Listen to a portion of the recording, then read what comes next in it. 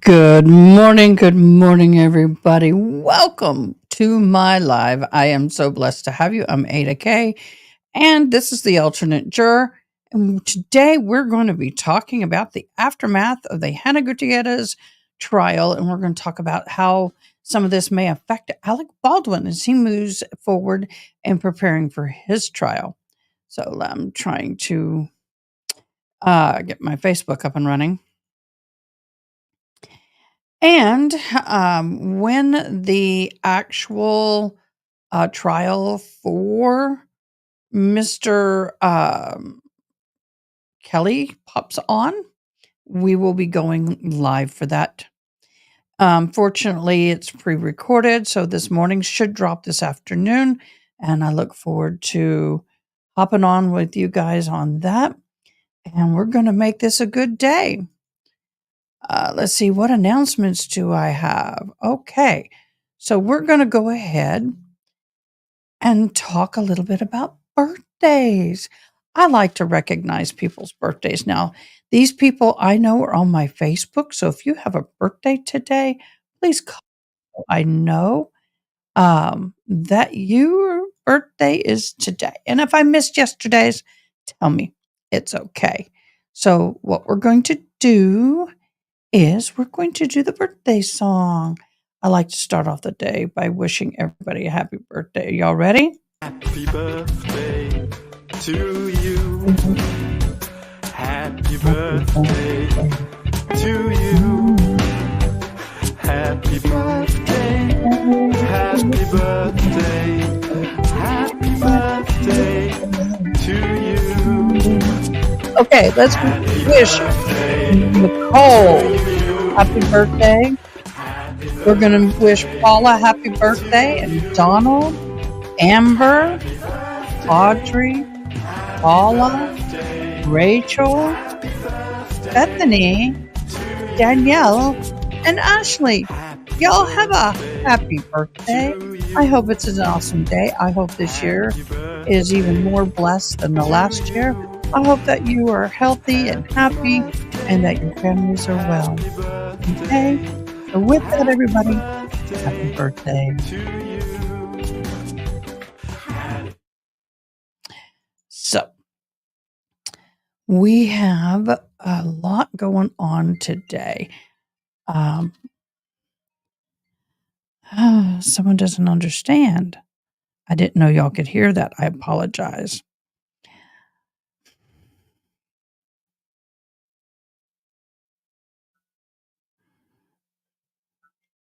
Can you come by sometime? Sorry. I am going to be starting on a project. I hope if my son is in agreement. I'll explain later. So, also want to let people know that yours truly has had some change in her volunteer stuff. Many years ago, I was a volunteer firefighter, and I was with Tierra Linda. And now I'm a volunteer firefighter at Fort McCavitt, and that's in Texas. I will mostly be chaplain work, and the other things, I did get 400 views on one of my channels. So that's yay. Thank you guys so much for doing that. I really, really appreciate y'all. Okay, so I'm going to put some of this down and aside. My mouse is slow. Let me get that thing working. There we go. I'm going to have to be reading off of some of this, and I'm sorry to do that, but there is some information. I want to talk about the Hannah Gutierrez Reed jail calls, and I will have to read some of it. Oh my Lord, y'all. Hannah Gutierrez Reed is a piece of work.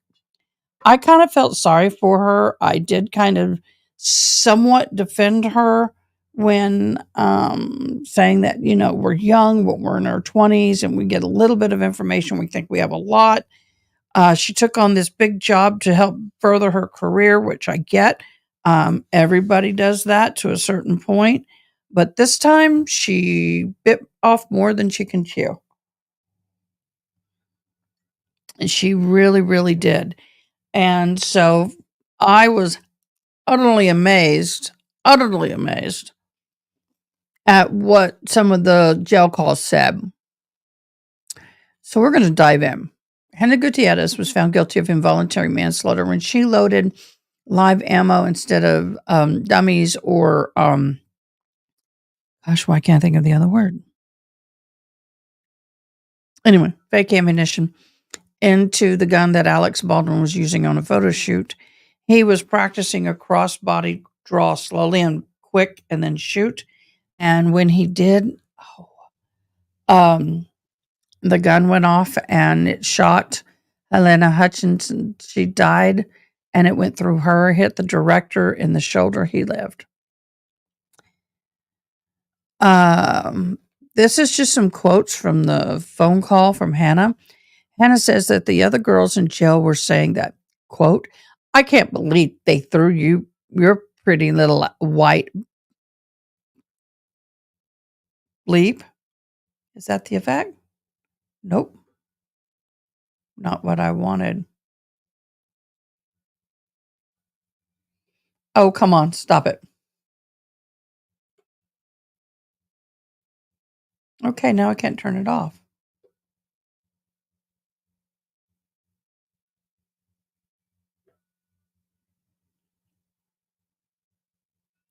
Wow, that was interesting.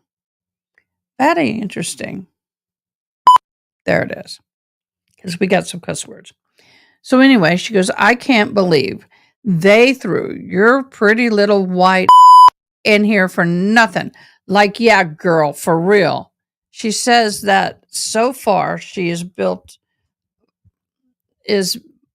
for jail and likes tap water. She likes hard beds.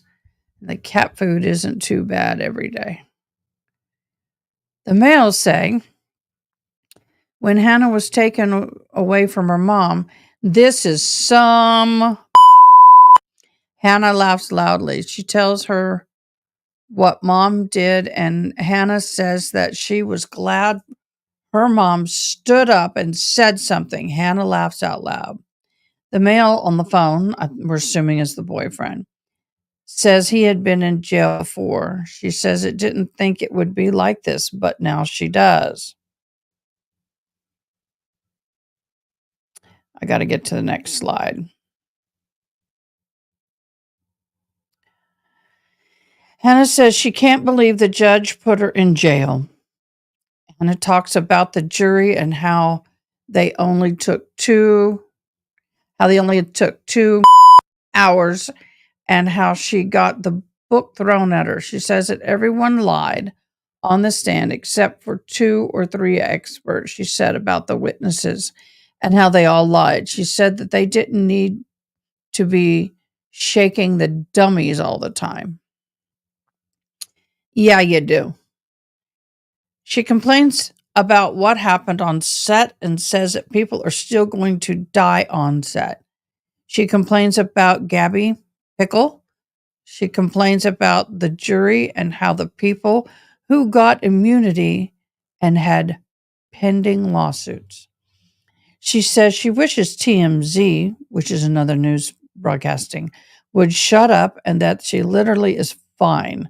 She complains about Washington Post and how if they talked to any worker there, they would say she's happy and bubbly. Hannah was taken into custody. The other party to the call goes to her hotel room to clean up. And Sean says, where did the bottle of Crown Royal come from? Hayden claims it and says Sean wasn't thrilled. And okay, so there's talking about the hotel room. Hannah talks about playing games with the inmates. She says she's fine there. She talks about suing various media outlets, goes back to TMZ and how she is built for jail.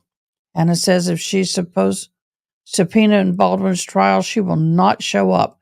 Well, that's kind of hard because she's under appeal. She can't. Mom says that she was held from jail for 3 weeks for contempt. Mom says she was held in jail for 3 weeks for contempt. Wow, that I didn't know. The judge gave her no time for no reason. The judge isn't fair, and they're going to the Supreme Court. Hannah doesn't understand why the judge locked her up when she was in terms of release.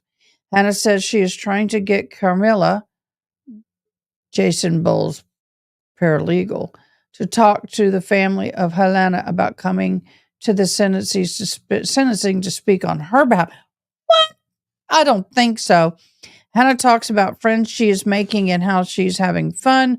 She says she doesn't want to go to prison for another 13 months, but it is what it is. Hannah says she's having more fun in jail than he, the other party to the call. Okay.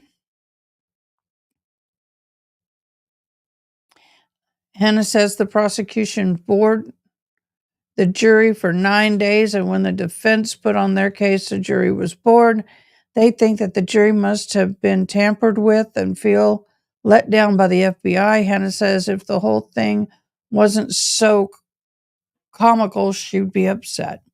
Mom yelled at Hannah and didn't cause Hannah's Mom yells that Hannah didn't cause Hannah's death. Hannah agrees. Hannah and her boyfriend are talking about Hannah's drinking and how she is mean to him when she gets drunk. Based on the timeline of their relationship, she had to have had her conditions because there's another call where they talked about. Okay, she deserves a new trial, and this is bull. Okay, Hannah, you're full of bull. You know, I tried so hard. I know I read all that. I couldn't help. I don't have it on the screen. I can't get it. Hannah, you're full of it. Young lady, sometimes when we get too big for our britches, well, we got to take the consequences of that. It is what it is. You got too big for your britches, and that's what happens. You took a job that you knew was too big for you. You knew this job was not something that you were really prepared for. So I have zero sympathy for you on that. Just my humble opinion. I have zero sympathy for you at all. I am appalled and frustrated over the fact that you believe that you are the perfect person for that trial. Not even close. So, we're going to do some court surfing. I've never done this before with you guys. So, let me see what court. I do not want to do Karen Reed's trial. Everybody and their brother is doing the Karen Reed's trial.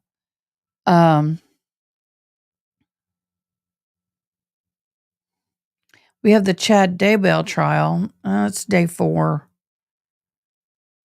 Let's see if Judge Brown is in trial. Boy, it's cold in my room.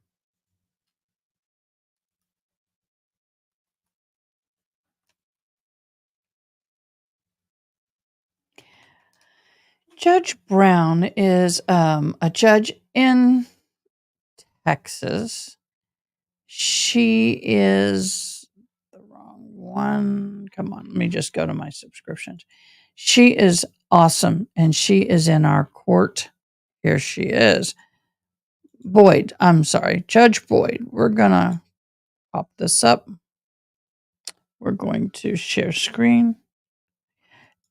She is, there we go. Where's the volume? We got volume. They're in the middle of a trial. Yes. Okay. And both of these are accurate photographs. Let's wind back and see. Okay, where the trial begins. Who are we in trial with? Does it? Okay, let's find out. Getting too much instructions, aren't you? I love this judge. Whoa. Why do I have echo? Okay. My soundboard has been possessed. All right, how old is that person who just left? Okay, because people who are underage, unless school is out, they should be in school. She is real strict about that, y'all. I believe there was somebody referenced. Louis Thompson, So this older person over here, Alejo Aguirre, Layla Tanton Okay, sorry. lives at that location. That doesn't matter. Judge, I don't think it's just me saying that. I think that's the Supreme Court. No. I'm asking, is that what you're saying? That's either yes or no. Yes, that's. Let's go back to this argument. Let's go back to this argument. With regard, Couldn't be more on. and everybody, please remember to confer with the probation officer. She's just not here for decoration. If she was, people would be putting their umbrellas on her and using her as a coat rack. So she is here. Confer with her if you have somebody on probation. If there is going to be a sentencing and a PSI report was prepared, she will be the person who will have that. Anything else? I love All right. her. All right, Love but I her. see, I think I have the file on this case. All right, we're going to go back on the record in 2024, CR 0170, State of Texas versus John Stephen Meyer. Can I have the parties announced for the record for the state? Hank Wilkins and Daniel Escobar for the state. Charlie Baird and Mark Stevens for John Meyer. All right, so we were here on the search warrant, and I discussed with both parties off the record, and my understanding from both parties is that this search is not related to the previous search that the court ruled on during the trial. Is that correct, State? Yes, Your Honor. Defense, is that correct? Yes, Judge. All right, so with regards to this case, I will hear your arguments with regards to the search. I spoke to Mr. Baird and Mr. Wilkins and told him what the court's concerns were and the questions I wanted answered. So y'all may proceed, and everyone, please remember, and I know you will, that with regards to the affidavit, we are simply dealing with the parole evidence rule and the four corners of the document.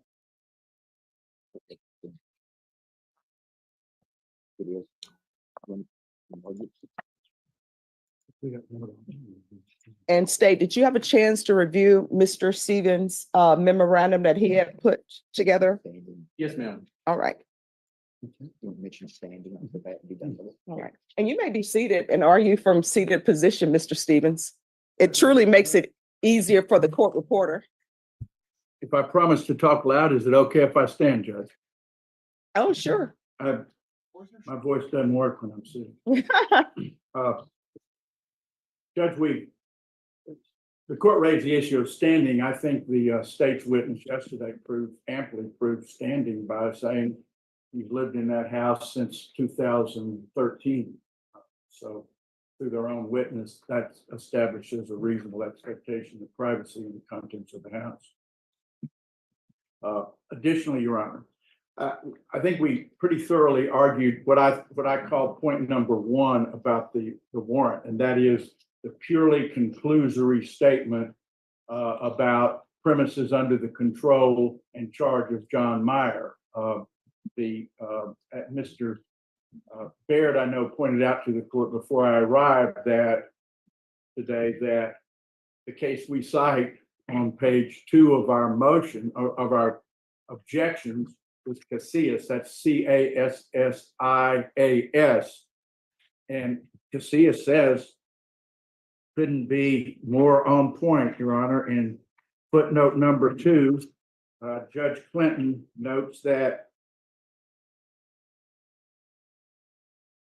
the assertion that the premises are in the possession and under control of appellant is not attributed to the informant. In fact, it is a purely conclusory statement, the source of which is not given nor the reliability vouched for. All right, so let me stop you right there. State, That's defense's first point with regards to the search warrant. What is your answer Well, Your Honor, or your response, I should say? I guess first thing is, it's either four corners or it's not. So bringing in the testimony from the neighbor, I don't know if that's, I think we're supposed to stay within the four corners. So, I think that's, the first thing. The other thing here is, Judge, is, the case, Supreme Court case, US v. I'm going to butcher this pronunciation, but, Boudon, Beaudion. The warrant is defined by its scope, not its target. The scope here is the house. On the first page of the warrant, in the 5th paragraph, it begins talking about the confidential informant, Your Honor. So, and then the confidential informant gives information to the police that narcotics are possessed by Halyna Reyes. And then in the second page, the first big paragraph there, a client has reason to believe and does believe the information provided by the informant is true and correct that Halyna Reyes is in unlawful possession of the above described controlled substances, methamphetamine. So State, are you saying, because I'm just trying to pare down everybody's argument, are you saying that it doesn't matter that it's a conclusion? Just one moment. Are you saying it doesn't matter that it's a conclusion that Mr. Meyer lives at that location? That doesn't matter. Judge, I don't think it's just me saying that. I think that's the Supreme Court. No. I'm asking, is that what you're saying? That's either yes or no. Yes. I know people want to bring to me the weight of the Supreme Court, although I believe sometimes the Supreme Court may or may not make decisions that I wouldn't agree with. I will follow whatever the Supreme Court says because that's the hierarchy.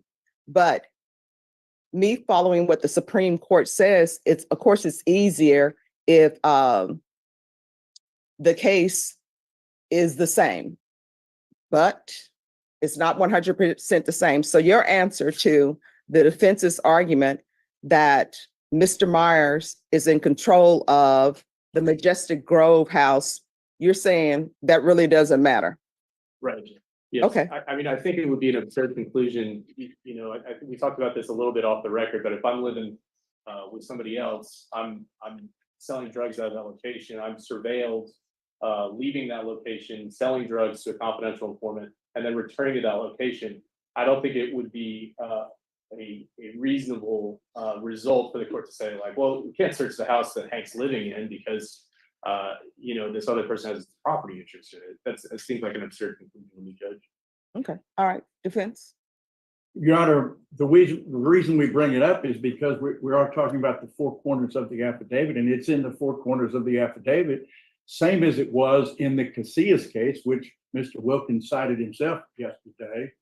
So it does matter. And our point is, it adds nothing to the probable cause in this affidavit because it, just as Judge Clinton says, it is a purely conclusory statement. The source or the reliability cannot be attributed to the informant. They don't even try to attribute it to that. So we think it does matter. Okay. All right. And then counsel, your next argument. Point two, Your Honor, is the second part of the affidavit, which purports to establish probable cause, and it is located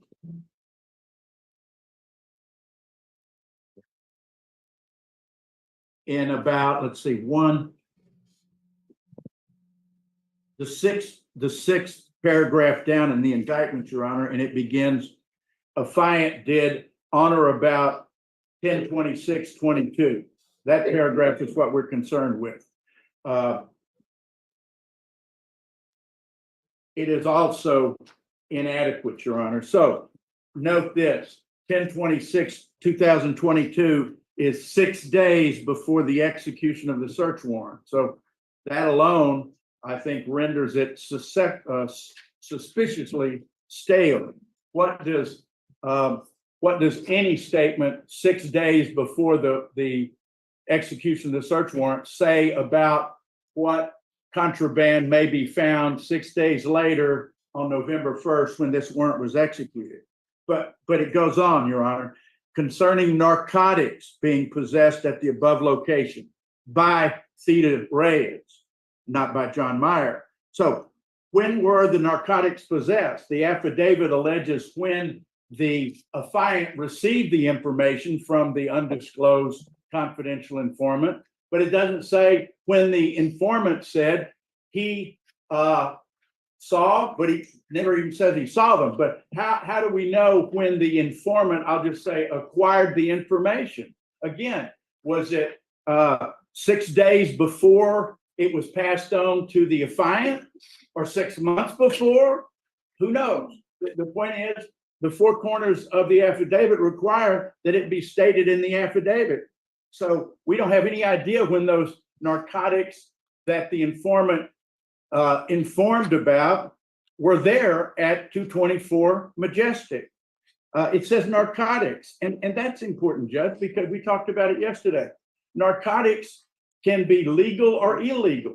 Oftentimes the affidavit will talk about unlawful material, and this affidavit does too. When it goes on to talk about methamphetamine, it says the methamphetamine is unlawful, but doesn't say the narcotics are unlawful. And so we all know that narcotics can be prescribed and can be legal.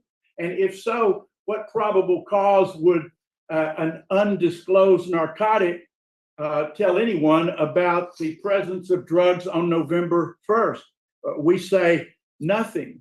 But the quantity is also important. What if it was one pill, one legally prescribed pill? Again, no evidence of crime, providing no probable cause for the 6 day later search. What narcotics were they? In what quantity? Some of the cases talk about, Judge Cochran is known to say this. What about the quantity of narcotics observed? Does it, if it's a large amount, maybe you could say a reasonable inference is a large amount of methamphetamine is found in the house, and 6 days later, it's probably still there. But how can you say that when you don't disclose anything at all about the quantity of, again, not methamphetamine, but narcotics? And the basis of the informant's information, basis of his knowledge, that's a well-known important fact. This affidavit, this paragraph I just cited, says nothing about did the informant see it? Did he have personal knowledge of it? And the court knows that that's the way these things, there ought to be a basis of the information. So the reliable and credible informant has seen narcotics within X number of hours. Not only do we not have the X number of hours, we don't have anything about the basis of the informant concluding that Theda Reyes was in possession of narcotics at this home. So for all those reasons, this second paragraph, and that's our second argument, Your Honor, the second paragraph does nothing to give a fair probability that methamphetamine, and that's the subject of this search warrant, that methamphetamine would be found 6 days later on November 1st. So the only thing they have left is, again, what I'm going to call the incomprehensible paragraph that's 4 paragraphs down, because the rest of it doesn't say anything about, it just talks about the officer's experience and things like that. It doesn't say anything about the particularity of the facts relied upon in this 4 corners of the affidavit. So it begins with the paragraph we're talking about. The informant stated that she did within the past 48 hours of today's date. So I'd ask the court to consider that whole paragraph though. So within the past 48 hours of today's date, and that would be, by the way, October 29th. So the date's important, Judge, again, because it's confusing. October 26th is the date of the first bit of information that the affiant says he received the information from the confidential informant in the previous paragraph. October 29th was the date that this warrant was taken to the magistrate and signed by the magistrate. November 1st was the date it was served and executed and the evidence seized. So what we know then about part number 3 or point number 3 is that if the methamphetamine was seen within 48 hours, that means it had to have been either on October 29th, October 28th, or October 27th, not on October 26th. So we know that it had to be a separate incident. So what does this tell us about probable cause to go inside that home on that day? Well, it says that he saw the methamphetamine, okay, unlawfully possessed by Theda Reyes. So it would seem like two things there. 48 hours, prosecutor yesterday talked about, we've seen affidavits in which we talk about 48 hours, okay? That's right. But you got to read further because it says that Theda Reyes possessed it, but it doesn't say where she possessed the methamphetamine. So was she at some other location? That's important, and not at 224. It'd be very easy, and affidavits often say this. They often say the confidential informant, known to be credible and reliable, saw methamphetamine within the last 48 hours at the above described premises. Doesn't say that here. So where was she? Well, let me ask you this, because in the affidavit, it states the informant stated he or she did within the past 48 hours of today's date see a controlled substance, to wit, methamphetamine, unlawfully possessed by Theda Reyes, who had came from the above described premises that was under surveillance by law enforcement to an undisclosed location where a controlled buy was conducted. Exactly, Your Honor. Where was the methamphetamine when it was seen? Was it at 224 Majestic Grove? It doesn't say that. It says it was seen in her possession, and it says who had came, that's what it says, who had came from that location. And it seems to me the most logical conclusion is that the informant had something to do with the controlled buy. It doesn't say that, by the way. More vagueness, more imprecision, but that's where she was seen, arguably, and there's no other basis for where she was seen, at the undisclosed location of the controlled buy. So it says she had come from and she returned to it sometime. But when did she leave 224 Majestic Grove? It doesn't say that. So did she leave, and when does this controlled buy take place? Again, 48 hours, within the last 48 hours. So are we able to say from the four corners that Theda Reyes, not John Meyer, but Theda Reyes left 224 Majestic Grove, went to the location, the undisclosed location of the controlled buy? Why isn't that disclosed? Went to that location, wherever it was. Was it a block away? Was it 20 miles away? Did it take her 3 hours to get there? So, and that's important because the longer it took, she could have stopped off somewhere and got the drugs. She could have had the drugs with her in the vehicle.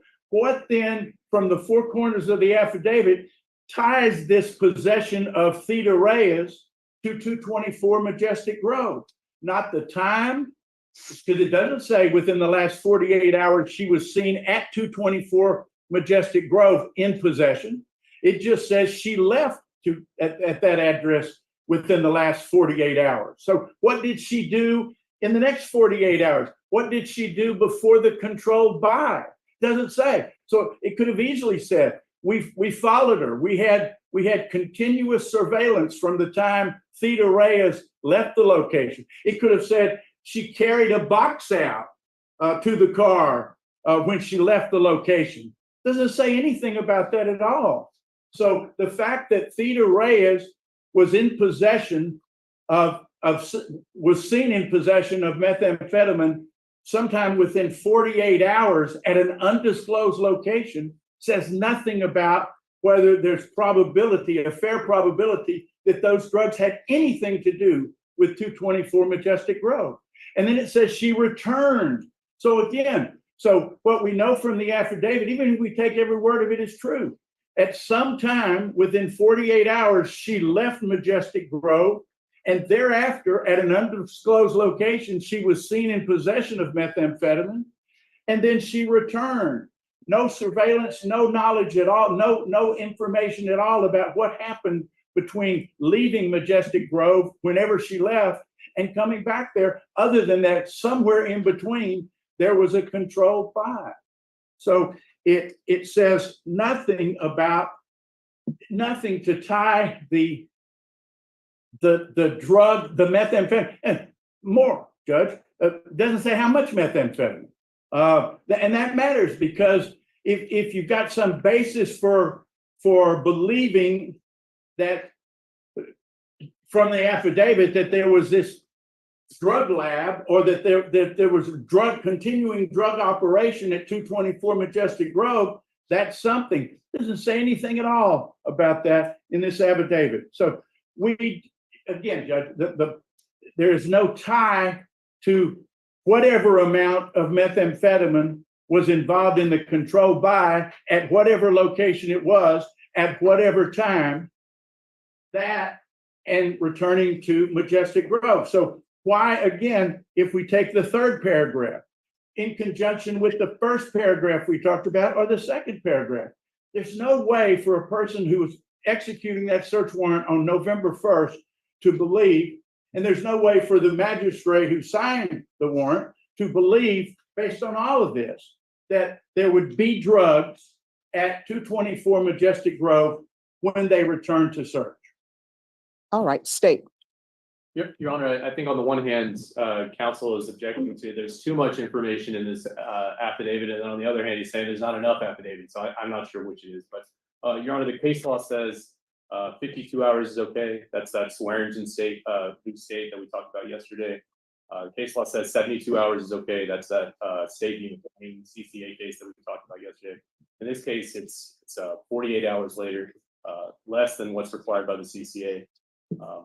A reasonable inference from the facts in the affidavit is that the officers surveilled the location.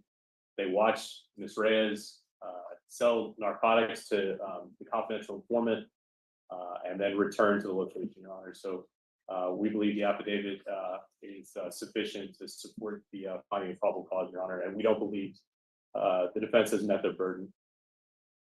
All right, and Could I defense. just point out? Oh, just one second. Defense, I'm going to give you the final argument because it is your motion. You may begin.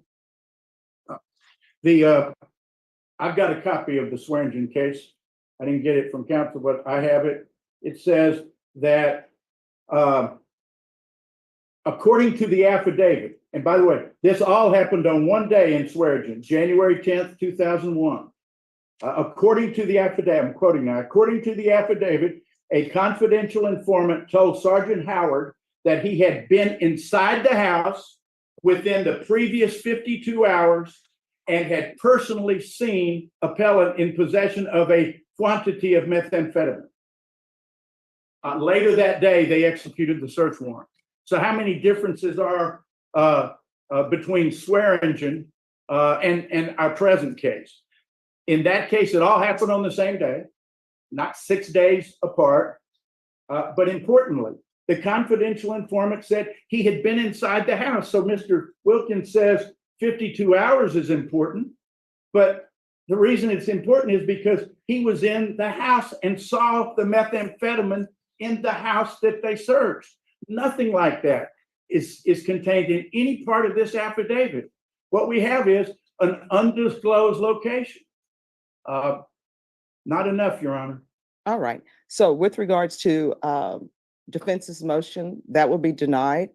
And I'm going to remind both parties that if this were being tried before a jury, then this would be an extraneous offense. So I will still have to make a finding in my mind whether I believe beyond a reasonable doubt that he was in possession of it. Is that if that's what the state is seeking to present, or he's in possession with intent to deliver.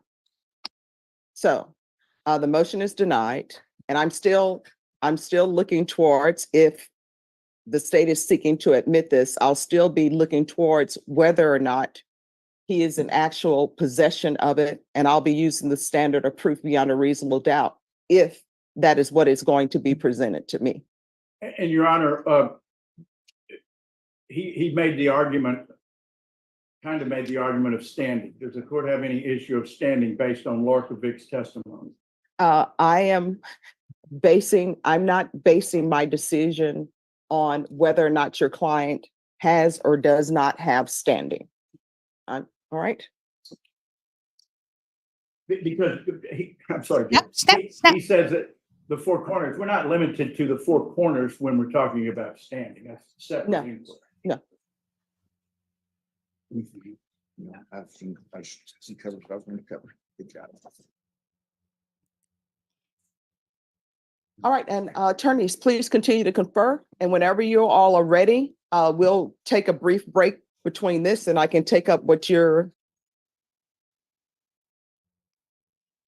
Okay, guys, so I'm going to go ahead and let you go. There's nothing really going on this morning, and I've got some work to do. So we'll be back as soon as I have any kind of video on the George Kelly case, and we'll sit and do that. In the meantime, I got some work to do. I bless you. Have a great afternoon, and I shall return. I promise.